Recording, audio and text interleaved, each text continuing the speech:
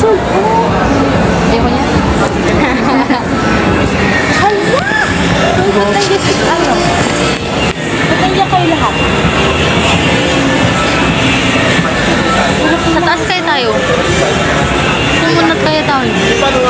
Bili tayo ng potato corner, guys. Saan yun? Wala mo na. Parang nahihilo ako. Wala potato corner. Doon banda. Potato corner. Guys, naghahanap kami ng potato corner. Wala potato corner. Dahil yung mukha namin, pawis sa pawis. Kaya nga eh, naglakad lang kami, guys. Nag-commute. Tapos mamaya, babalik kami doon mga 1:30, gano'n. Yes. Malapit lang, nilalakad lang namin, guys. Kasi sarado pa sila, alas 2 pa daw magbubukas. Wala potato corner. Ay, ganda yung potato corner. Guys, nahanap na namin yung potato corner. Tignan nyo. Bibingka man na. Ah? Ah? Guys, akala ko ito. Andun pala sa doon. Tara. Tignan natin. Ah? Alis na mamaya si Ann, guys. So, papakita ko mamaya sa inyo yung mga dala niya. Ano lang to, mini vlog lang. Ayan. Saan tayo pag-best? So this time guys, sobrang nalilito kami kung ano nga ba yung pipiliin namin, yung large ba, yung jumbo ba, or anong tawag doon, or yung small. Kasi wala, nalilito kami, may mga bago kasi silang menu. So ayan. Pero ang napili naman dyan is yung large, yun. Kasi kaming dalawa lang naman, tigi-isa. Hindi rin ako pwede masyado sa mga processed food. So ayan. So, pag may mga nararamdaman na talaga tayo guys is medyo hindi na tayo ganon kumakain tulad ng mga nakasanayan na natin. So, yung price nila dyan guys is mas masarap kesa dun sa kabilang mall. And then, nagulat ako kasi hindi din siya ganon kaalat. Sakto lang. Very demure ganon.